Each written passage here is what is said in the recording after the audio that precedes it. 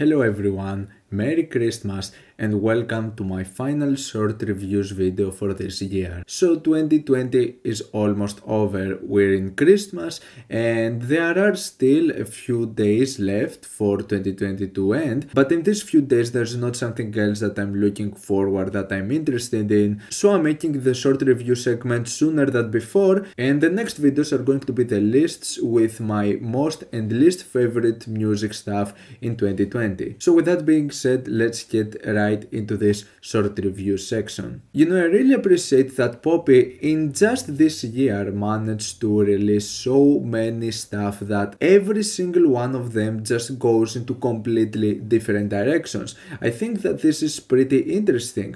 However, I think that out of every single thing that Poppy has experimented with over the years, this EP over here is possibly my least favorite direction from her. Her approach on indie pop and indie rock doesn't work that well in my opinion. I don't really like the vocals, the production and the sound feels really weak, and even if the dark Christmas aesthetic is kind of intriguing, there's not really something else other than that. Machine Code, for those who are unaware, is a project that contains Tim Elliott of Current Value, who is my personal favorite drum and bass producer, and also Dan Rodell, and they've made multiple stuff together. Now, as it comes to Machine Code projects, they don't go into the usual standard approach on like drum and bass and neurofunk. The tempo is always slower and they usually go into some bizarre electronic approaches in like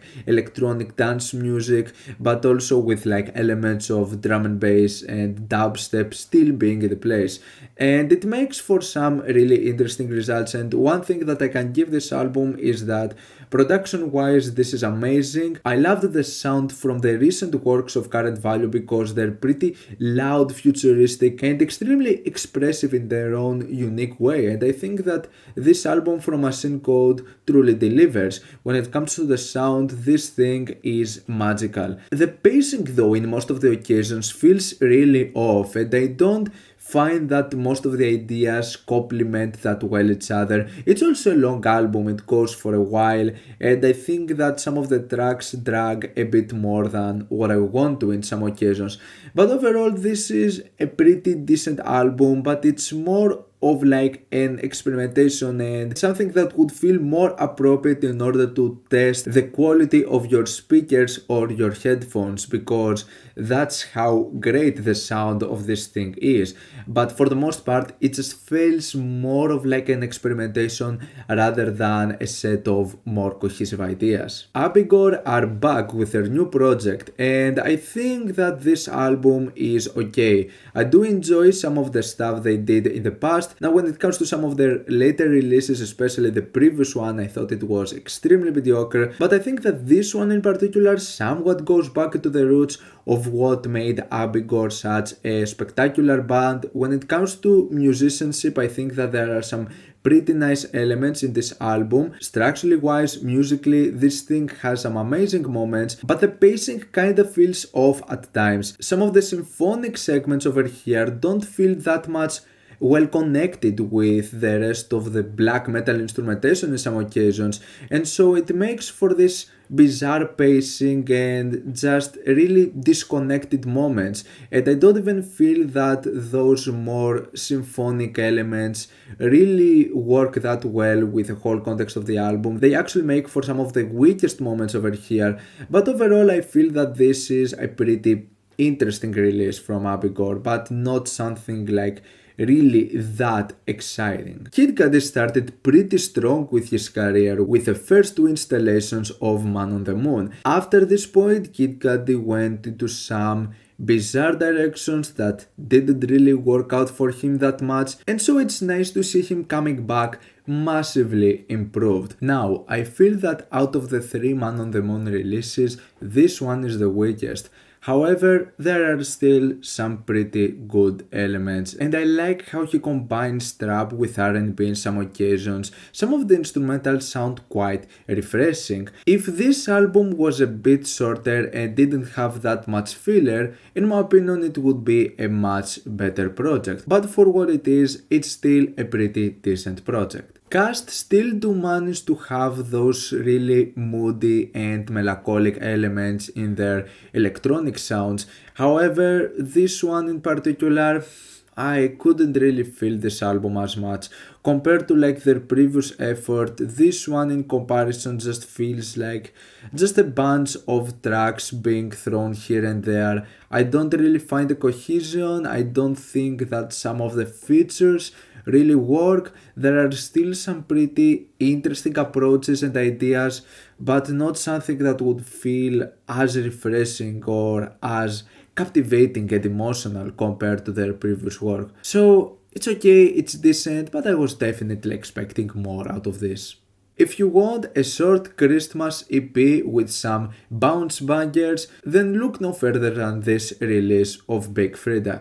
If you count out the really weak Smoked Out Santa, I think for the most part this EP is really fun and really catchy, and it might be worth your time if you're into some modern R&B and bounce stuff. Now, this was a bit of a disappointment considering that I really enjoy some of the things that I've heard from Boris with Mergeball. This one felt kind of lifeless and I couldn't really see the connection between the artists coming together. I don't feel that there is that much of a good cohesion from the noise segments. I think that the harsh noise segments from Mergeball work much better when it comes to those really heavy drone passages from Boris, which is not the case for the majority of this album. I think it actually manages to pick up towards the end with some of the final and really lengthy tracks that will have this really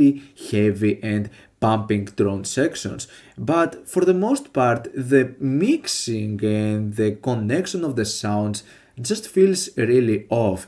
And I don't see the sounds being that well combined together. I think that it's sort of a weak experimentation from both of the artists, so I personally didn't enjoy this collaboration as much. In my opinion, they've done much better stuff together in the past. I really don't know what happened here. Now, I was never like a huge Avalanches fan, but I would never expect this type of album from them. This does not feel like the Avalanches. The use of sampling over here just feels so off. It feels amateurish at times, and the mixing for the most part, it just sounds really bad. I really don't like the way this album is mixed altogether.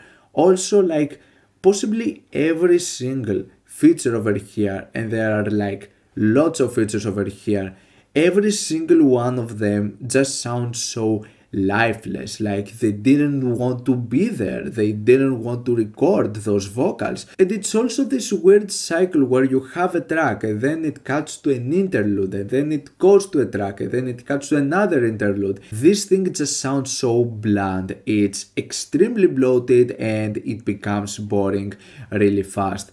I really didn't expect this from the Avalanches. And that's all I have for short reviews of December 2020. Stay tuned for my list videos coming up shortly. What's your opinion in any of those albums? Like them, dislike them, why, and what do you want me to review next time? Let me know down in the comments. Leave a like if you enjoyed the video, subscribe for more content like this. Thank you for watching, and I'll see you all in the next video. Goodbye.